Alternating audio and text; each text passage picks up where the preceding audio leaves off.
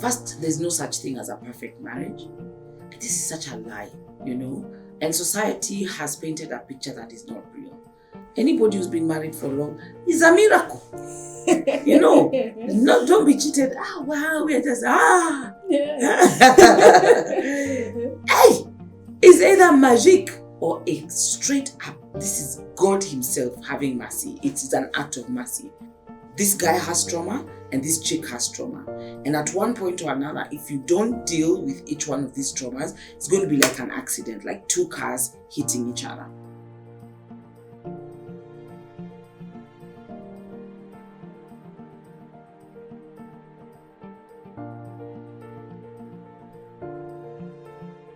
Hi. I like the energy here. Can you tell us your name, what you do, and yes. My name is Sara, Mitaru Kimanthi. I'm a singer-songwriter. Just released a new song with Mitaru. Do you want to give us a snippet? No, at this time. So, and yes, that's actually what I am. I'm really happy to be here. I've been married for over 15 years. So it's really nice to be here. Oh, thank you. And actually, I believe you align with our theme, especially in this interview, where we want to address some frequently asked questions about marriage. Okay. Yes. And before we even do too much, let's get straight into it. Yeah. How do people know that they have picked the right partner? That is such a good question. First, can I just say I'm not the expert? Yes. We're going to try, We usually say marriage is subjective depending on where you're coming. If you have a Christian background, then obviously you're going by the rules and regulations of the Bible. And there are so many ways that people view this. So I'll share maybe from my belief system, which is what guides me, which is why I said it's subjective. So how do you pick the right one? For I think you really must ask yourself what your purpose is and how this person fits within who you're supposed to be on earth. So being a Christian, it's usually, this is who I am called to be. This is why I was created. And so the person now becomes like a lock and a key, You're moving together in purpose. That's usually at the center of it. Not necessarily mean that all marriages, that is how it begins, but from the inside looking out and outside, from the inside looking out, I think if I was to give somebody guidance on a life decision of this caliber that they were making, I would say look very keenly into your identity and your purpose, and then see if they are aligned with where you're supposed to be. Oh, okay. And looking at this situation from someone who is in a marriage, what are some of the red flags that you believe people kind of ignore when picking a partner? So one of the things that, if you've been to therapy or dealt with psychologists, is that we are all carrying a type of trauma, right? And I doubt that there's anybody who has never experienced any type of trauma. And if they are, wow to them, unsimplify red flags and green flags, right? And bring it a little bit higher to you have trauma. This guy has trauma and this chick has trauma. And at one point or another, if you don't deal with each one of these traumas, it's going to be like an accident, like two cars hitting each other, And so you can't zero in and say this is a red flag, this is a green flag, because then we'll be here for a whole year, because red flags look different and green flags look different. I'm obviously speaking to people who understand what red flags and green flags are. Yes. So what you want to do is own the fact and sit in the reality that we are damaged to an extent, and that person is also damaged. So if we're choosing to move forward, what about each one of us are we going to look into in depth and be healed? And that is a hard thing to do. So it's a very broad answer, because then we can now spiral the conversation into, you should have seen the signs this person was bad from the beginning, And that's why I said I'm trying to give a helpful answer. Is that you have to ask yourself, what about this person is a straight up no. So for me, for example, it's no way I'm dating a mean person. Doesn't matter what it is, but marrying or dating a mean person was out of the question. And mean means you cannot share everything with me, the people that I love, the community that I'm in. That is a definite no. Okay? So you see, to me, meanness is a red flag. To somebody else, maybe they understand why that person wants to hoard and keep things for themselves. You understand? And kindness is a definite green flag. So I would not, when I was dating, would not engage with anybody who did not show high levels of kindness, right? So which means that probably in my life, I have had trauma where kindness is concerned. So that then becomes the guiding factor to why I want to relate to them. So the answer is really to give a solution, is to be able to say, okay, what traumas do I have? What traumas does this person have? What is a yes for me? What is a no for me? What is acceptable? What is not? And it because I am a Christian, I have parameters by which to operate. They are biblical. And these parameters, they help, they guide, they direct. Now, these things are easier spoken, right? But in real life, they're hard. They require work. They require mercy. Anybody who's been married for long is a miracle. No, don't be cheated. Wow, we're just, Yeah. Hey, it's either magic or a straight up, this is God himself having mercy. It is an act of mercy to a large extent. And I will argue with anybody any day. It's not expertise. It is mercy, And if you're a Christian, you understand it. If you're not a Christian, even you can, when you're married and kikiumana, you can say, hey, God have mercy. It will work. It will work. Right. Yeah. Okay. Now, what about timing? Because we have seen people who have fallen in love due to trauma bonding. Okay. So you have this trauma and this other person has their own trauma. Absolutely. And then you fall in love due to this trauma bonding. Okay. There's also those people who fall in love for a very short time and they mistake all this crush, infatuation, all that. Yeah. So is timing that necessary? Good question. I might say good question for all the questions. No judgment. Okay. Just clap for yourself, right? Whew. You've landed me with proper questions. So, because we are talking about marriage, we cannot address marriage without the context of pre-marital counseling or premarital therapy, depending on the generation that you want to go, or relationship therapy. This thing, in our age, okay, if you are a millennial Gen Z, there's no escaping it. If you want to be married and you want this marriage to even have some form of direction, you don't get to escape that box. Because the expert that you invite into that conversation will be able to pick these things out. And they pick these things out and they draw them out of you. So while in the days of our parents, you met in college, it was do or die, isn't it? And then now the pastors' wives, they tell you, ngangana, or your friends, it was just bad advice from friends. And it is a much older or survival mentality. One person survives through the relationship. I think the answer to your question is it's not a function of timing as much as it is sitting within counseling, therapy, and external help. And is there like a secret to having a perfect marriage? Like, let's assume we have gone through this mentorship, the therapy sessions. After that, we decide to tie the knot. What kind of secrets do people have so that their marriages can last? First, there's no such thing as a perfect marriage. This is such a lie, And society has painted a picture that is not real. If you have been married, don't kid yourself. You fought for long. You have hurt each other. You have made enemies of each other. You have wounded each other. You have laughed with each other. It is complex. It is a complex thing, It's not simple in any way. And any married person would see it. So we must come out of the notion of perfectionism. Because perfectionism does not do justice to a thing in any sphere. It is, I believe we are tripartite, which means we have a body, a soul, and a spirit.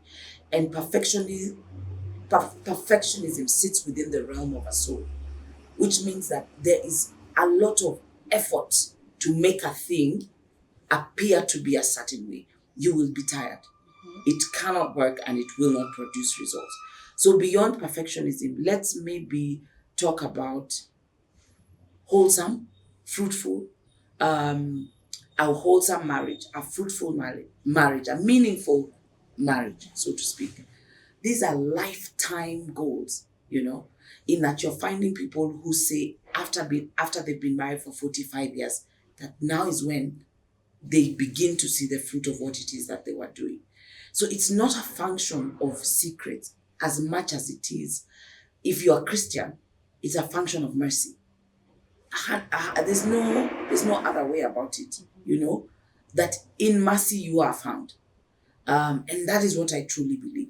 It also means that there's a lot of work that has gone into seeing a thing. When we look at something and we see it beautiful, it's like staring at a garden. Somebody took a lot of time to plant, So there is the notion that no work is required. Oh my goodness, it is work. It's intentional work. People put in things like, one, they date regularly. So you're angry, you go once a week, work off it in, and you're fully honored, or you're laughing. Number two, external help. Number three, understanding your partner more. There are so many dynamics. So how do you navigate it? For me, from a Christian perspective, I believe that God guides us each and every step of the way. And you have to be clear that you'll fall, you'll fail. It's a guarantee. Failure is imminent. Yes. Argue with me any day. You'll fail, you will fail. You will do things wrong, you will hurt each other, but you can stand up. And that's where forgiveness comes in. Forgiveness becomes your new best friend, and navigating that. But you also have to look, have I forgiven myself for things in the past? Have I forgiven those who have wronged me? So it is a thing that is like iron sharpening iron.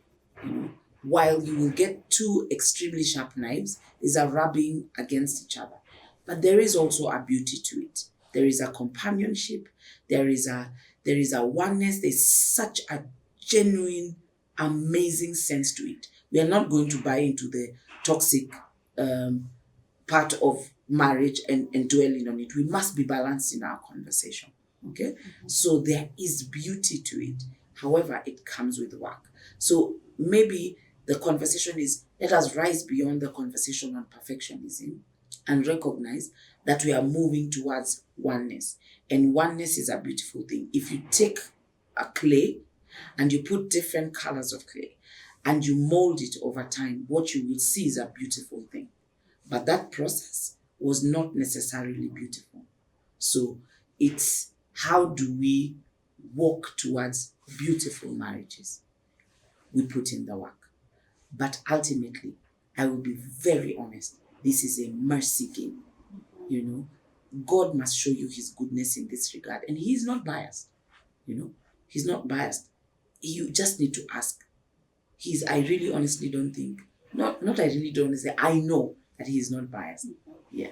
Okay. And now we move away from the aspect of marriage, because love is what brings up a marriage, right? And love changes over time, because we're past the days of where my mom and my dad would come up and get me a sweater, right? So love changes over time. So how do couples, or what should couples do to ensure that this connection stays and it's meaningful and it's healthy to each other? So love has different dimensions depending on your age, where you are, what your trauma is, what you are looking for. There are so many in a name. Okay? So some people perceive certain things as love. Let's say he held my hand. That is love to me, I'm saying some people. But if we want to get the holistic version of love, we have to look at it from a biblical context, okay? Which says love is patient, love is kind, love is long-suffering, love is enduring, love is generous. There is a whole chapter that gives you what we call a pH indicator of what love is. And if you audit yourself against that thing, you'll be shocked. You realize, I'm very far away from it. You will find that as you work towards dying and loving each other using this marking scheme, it must bear fruit. It's mandatory that it bears fruit. Oh, okay. Now, In real senses, that is a difficulty because it involves death. Love involves dying to yourself for the sake of another. And that is what is underplayed in the conversation. That is a constant place of death. I want, Yani, to be kind to you, I have overlooked something for myself. It is coming out from self-preservation to self-sacrificing. So you have two things that are at war with each other. Self-preservation on this hand and self-sacrificing on the other hand. And then we take this and put it at the back and we say, okay, I'm making a decision to be self-sacrificing. And the other person as well. It's not a one-way street. Mm-hmm. And that is what bears fruit. But how do you do that without losing yourself? You see, okay, now we have to address. You say it's a matter of you sacrifice yourself. Self-sacrifice. Yes, the other person sacrifices themselves, and you meet somewhere in between. But how do you keep sacrificing yourself without losing? You see, the question we have to ask is, what is your understanding of self-sacrificing? There's a notion that the way in which I have phrased self-sacrificing means loss of yourself. Mm-hmm. Okay? In the way that we understand it in our generation, in what we say, nimejilose. Yes. Ni kama nimejipoteza sijijui. You understand? These are meaningful principles that require the weight of explanation, and I will try. They are complex things, they are mysteries, and I will try very, very hard. Not because those listening wouldn't understand, but because I am also at the stage of life where I'm internalizing myself. So let us say that these are things that I am also learning, and I am not the expert, but I am lucky, or I have been blessed enough to interact with a little bit of information that has helped me see things differently. We cannot speak of losing yourself without speaking strongly into identity. Identity is, who am I? Why am I here? And what am I doing? Now, if your identity is fully in Christ, then you have died to self and you have become like him. Then you are clear in yourself that this is who I am. And so every place of self-sacrificing versus self-preserving is that your identity is being drawn more and more to become who you're supposed to be. So you see, you cannot lose yourself when all you're doing is becoming who you are supposed to be. And that this marking scheme is only a thing that adds to what your identity is. Okay? I said I am biased in my conversation because I am speaking as a Christian. Okay? And that is the context by which I live life, regardless of what I do and where I am. This is my reality. So to die to self is to become like Christ. So as we use this marking scheme, we are still becoming like him because he loved unto death. And therefore there is no self to lose because you are already who he has called you to be. So when you take these two things, one is not outside of the other. They are not, there's a statement, so we do not bifurcate our lives into different directions and say, oh, is this, is that, is that. No. We are becoming, as a whole, becoming, moving in tandem with what we are supposed to be. To simplify it, when you have an identity, the choice to follow these markers in the context of love, they only add to you. I will give you an example. If I learn to be kind to my husband, then I will be kind to him. I have not lost. I will be kind to you. I will be kind to the God.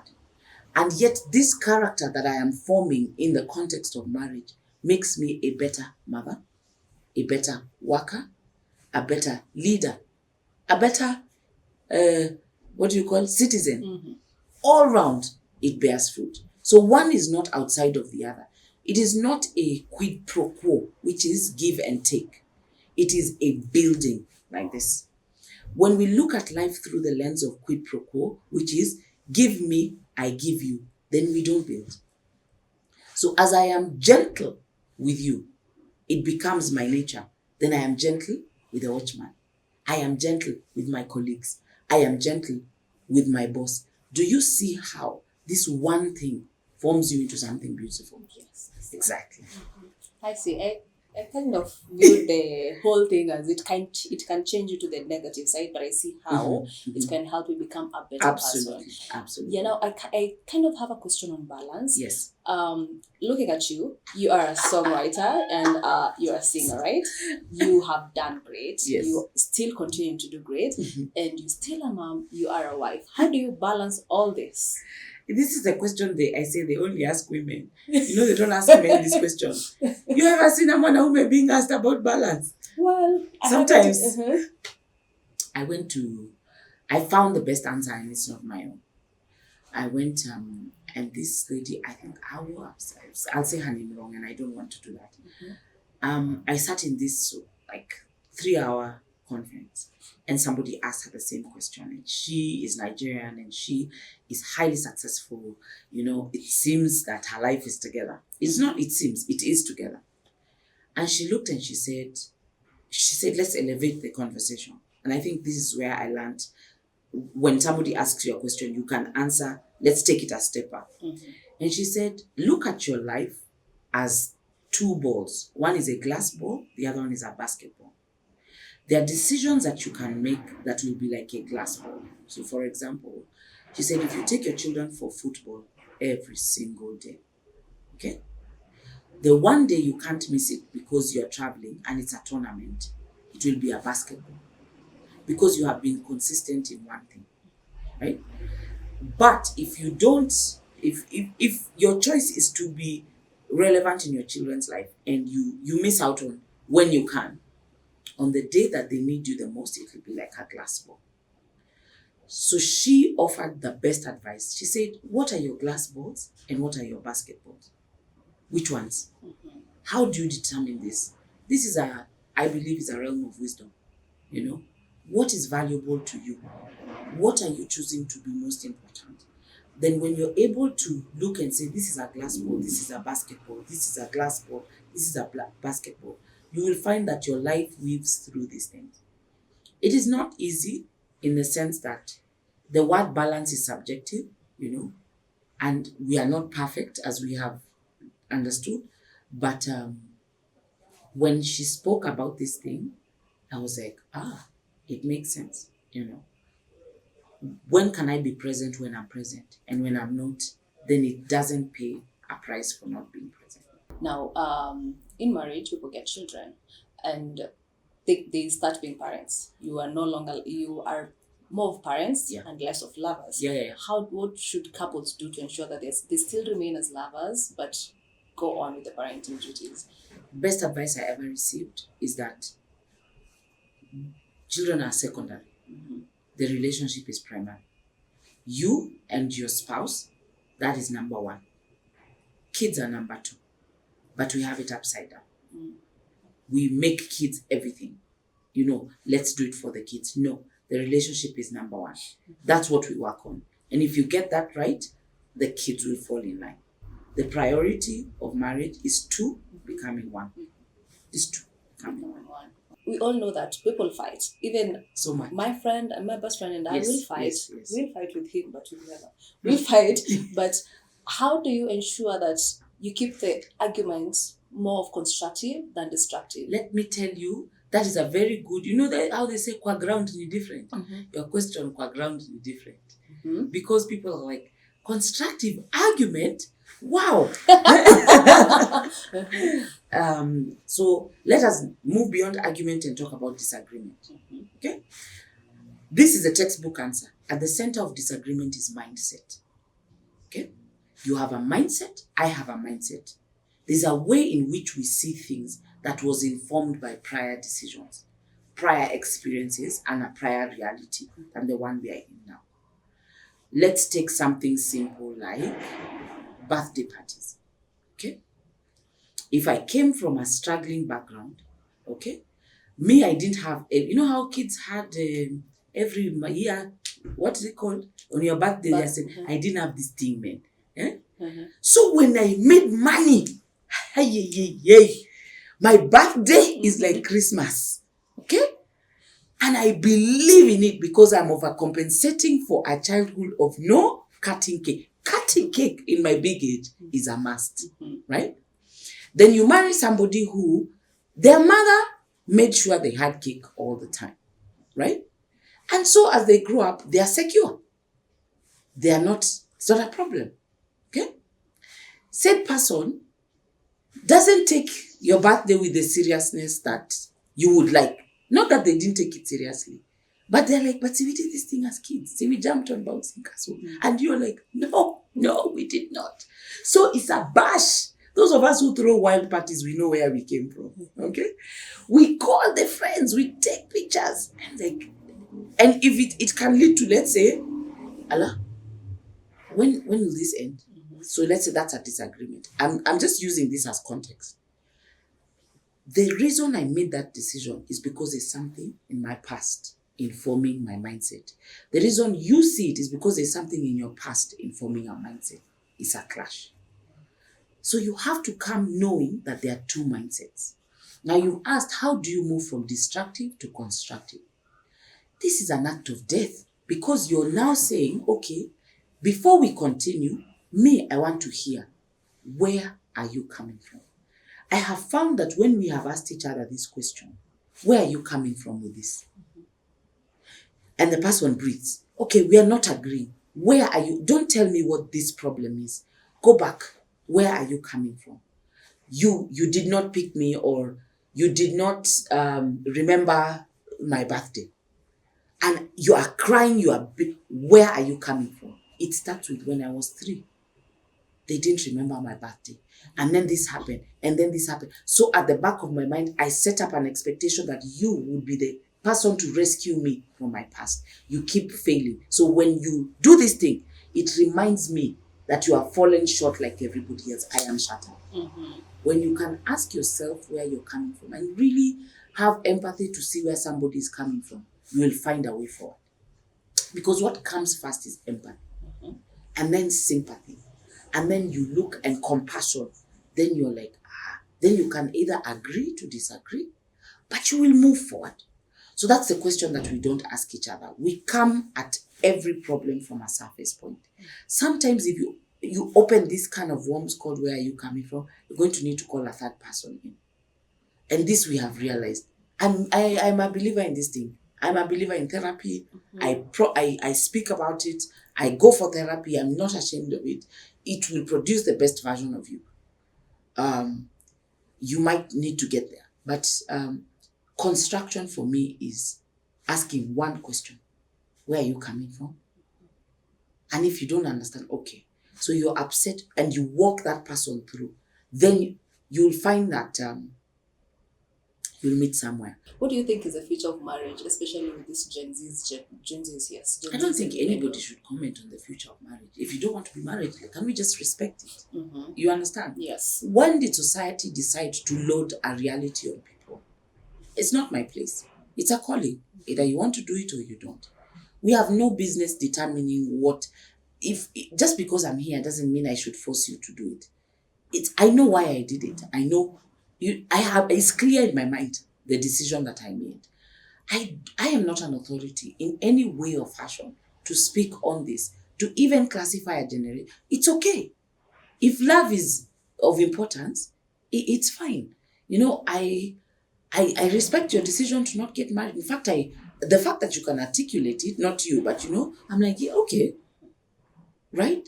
Then if this thing is beautiful, don't you think that people will want it? It was ever beautiful, people would always want it. Exactly. But as I said, I speak from the context of being a Christian. Oh, it's a calling that comes with much weight and difficulty, that requires sacrifice repeatedly. So the question we need to ask my 14-year-old is, has God called you to marriage? If the answer is yes, then allow him to form you to walk that journey. Now, that is my basis as a Christian. If this is not your reality and you love this person and want to spend the rest of their life together, by all means, go ahead. Look for whatever material and whatever you need to ensure that you have not just a survival experience. We don't want a survival experience. We want a beautiful experience, And that, like everything else, requires work. People go to the gym because they want to look nice in a dress. How much work have they put? a lot. Mm-hmm. A lot. Exactly. So I don't think that anybody has the right to talk down on a generation, myself included, on my generation and another generation. I think we need to understand, where are you coming from? If you have said you really don't want this thing, okay, let's talk. Where are you coming from? Where have we failed, in showing what beauty this is, in showing what value? What have we done wrong? How can we change this? Let's come to the table, not as up to down, but as shoulder to shoulder, to be vulnerable and see where each person is standing. What should couples do to ensure that this is not an issue anymore? Now, first, you see that thing you've said is not an issue anymore. It can never be. It's not that it's not an issue anymore, it's that, like maturity, you have to grow in it. So let's say we are growing in finances. Whoa, this is such a hot topic in this country. Okay? Now, I'm going to answer it, but in a different way. We're not going to talk about finances. We're going to talk about identity. If your identity is matched as a married couple, now I'm speaking to married couples. If your identity is matched, then how are your finances allowing you to do God's work on the earth? Let us answer that question. How are your finances allowing you to achieve your purpose? Okay? So let's remove it from my money, your money, the account, the what. Let us ask the question, okay, audit yourself yearly. We have to understand that money is a tool and an important one as such. So how is this helping us to become who we are supposed to be? When you answer that question, now it's going to show you what you need to work on. It's like a compass. It will show you what to spend, how you do, what culture you have, what money. It will literally lead you in the journey, because finance has a culture. I came from a different financial culture as my husband. Okay? This is a real thing. So let's move the conversation to knowing that we are already working in a problem. From the minute you say, I do, please don't confuse yourself. It's not roses and candy. That's why the premarital counseling or the therapy exists, because they walk you through what is your financial culture. Where did you come from? Where money is concerned. Where did you come from? What are your expectations? What is your value system? And then you're trying to bring these two things to match in the most ideal way, because we are working towards oneness. We need to ask that question. Okay, this is our identity. Now, what happens if you wake up and you realize I don't have an identity? When I got married, we didn't match this thing. There's always a place to start. Okay? What would we like in the next 5 to 10 years? How is this money taking us there? So we stop using finances as a compass, but as a tool to achieve something greater. When it becomes a tool, how it is used, how it functions, and what it does completely changes. Okay. Now, I don't know. I'm hoping you'll not tell me skip that. But I want you to help us address the issue of romance. And when I say romance, I'm not just mentioning things in the bedroom side or anything like that. Like taking your wife out, ensuring that once in a while your husband dresses in something that you bought. Yeah. How should couples ensure that this keeps going? It's not just about wow kutupa pesa campaign hapa na pale. Did I come here for this interview?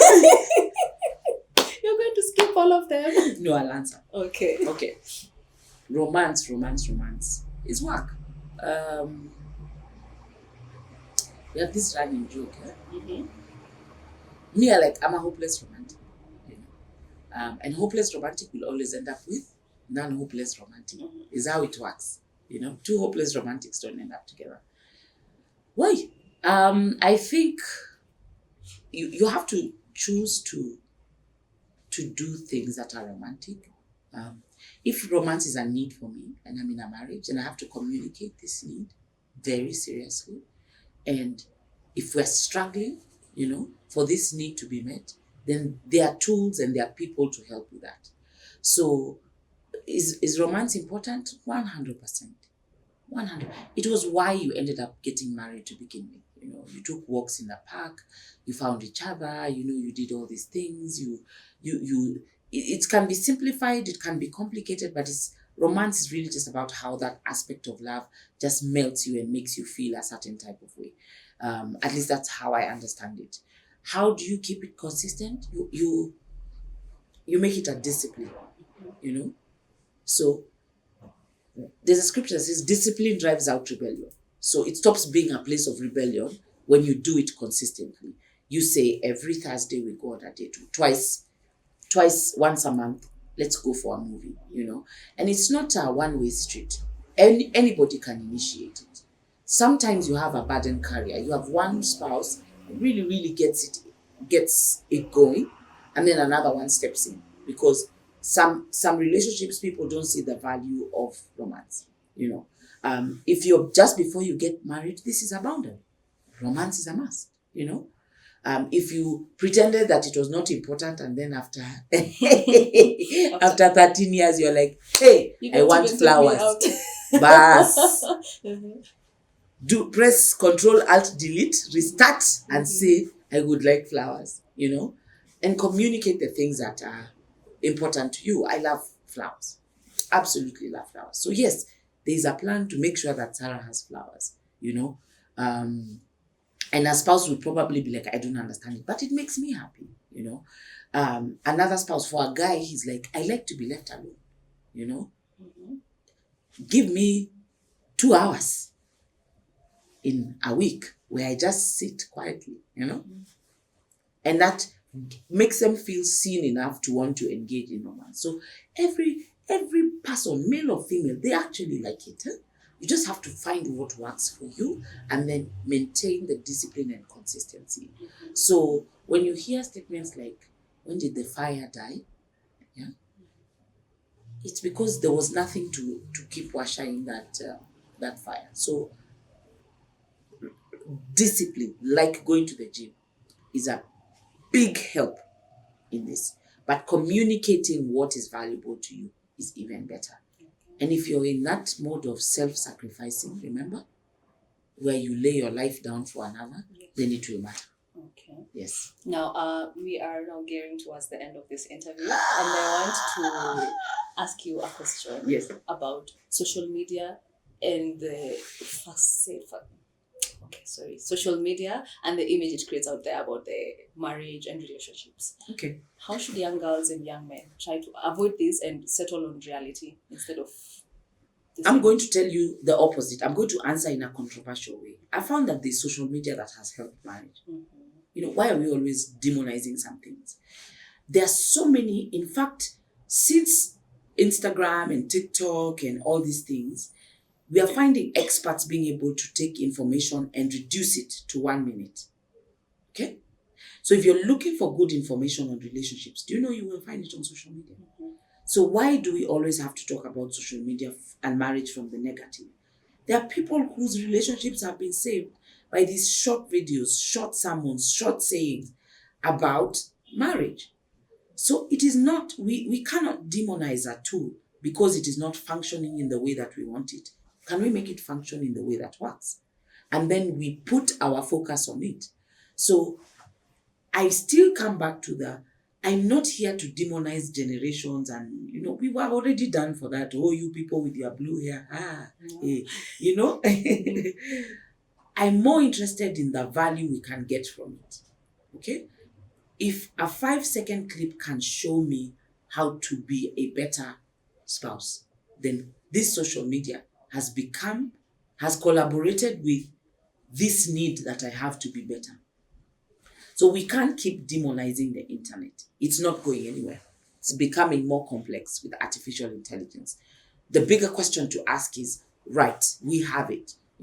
People are saying YouTube is so bad. The most number of sermons that have passed through have been through YouTube. It has connected us with people. So let us reframe our mindset and our conversation from demonizing social media where marriages are concerned, but instead looking at it and saying, this is a tool. Now, granted, in your question, you're basically asking, what about these people who create a false perception of relationships and all that, I mean, we're not in control of it's a wide space. We can't control the internet and the people on the internet. Okay. However, we can see what value we can get from it. And to be fair, I have gotten so much wisdom about marriage from the internet, from social media, from TikTok videos, from TikTok sermons, from TikTok therapists, nuggets have come like gold from this place. Now, if you go to mine and you are looking for gold, will you pick the mud? No. So let us focus on the gold. Thank you very much. Now, if someone came to you, or not even someone came to you, and they wanted to get married, what would you tell them? Run! No, I'm joking. I'd say you are calling the wrong person. I would lead you to Christ. If they came to me and they wanted to get married, I would say not by power, not by might, but by His Spirit. The only reason, and I really must say this is not a function of strategies and knowledge. I honestly think that God has been kind to me to allow me to even be here at this point in time. There is nowhere where I can take credit. Even the information that I know, that I have shared with you, it is constantly judging me and I am falling short. So apart from His mercy, God's goodness to me, and I'm not being over spiritualized, I'm being as real as it gets. Yes, I know that thing, but trying to put it into reality is so hard, I really honestly think that there's a supernatural component to this. And we keep talking about it while wanting to ignore the supernatural component. So if I have to sit here, then I must be honest and say that supernatural component is 75% of the reason why I'm seated. 75. And 75 in a cut is enough to sail you through anything, So then in that supernatural state whereby it's only God, this is the only reason. I am not better, I am not wiser, I am not more knowledgeable, I am not smarter, I did not make a better decision. If anything, it is literally His mercy. I don't qualify, And so for anybody else, I would just say that we can't ignore the supernatural component anymore. And this is not a function, whether somebody is watching and they are Christian, whether they are watching and they are not a Christian, it is free for all. You can actually ask for this supernatural component. And I have seen my friends who are non-Christians who say, oh God, help me. And somehow it works out. So we must stop gatekeeping the information that God ametusaidia sana. And it's not about being hyper-spiritualized. The world is changing faster than we can keep up with it. So how are we supposed to sail, to navigate? Oh my gosh, God must help us. He really must. And he has, if ever I am looked at like I have succeeded or I have made it to they say with the scratch of your skin, you've made it out of hell smelling of smoke. Whatever anybody decides to say, let it be said that it was only God's mercy and His goodness to me that I can say till this point and have this discussion. Anything else is just... Okay. Yes. Thank you for that. Now, would you kindly look at the camera and give people a Valentine's message? I give a Valentine's message? Yes. There's only one Valentine's message. You go to YouTube, you find my name, Sara Mitaru Kimanthi. Then you find my love song with Ndiri and you listen to it. You share it with your uncle, your cousin, your boyfriend. Because those people, they love people. So because they're in love, you share the love of the song. Or you go to Spotify and you find my song, Chizisha. That's the only love message you need. The only marital advice you need. When you are sad, listen to the song. When you're happy, listen to the song. When you're stressed, listen to the song. Because it's a nice job. Okay, that's so he Valentine's, what was Chizisha? Chizisha. I like it. Chizisha. Yes. All right. Thank you very much for You're so welcome. It was very insightful. I have learned a lot. Oh my gosh.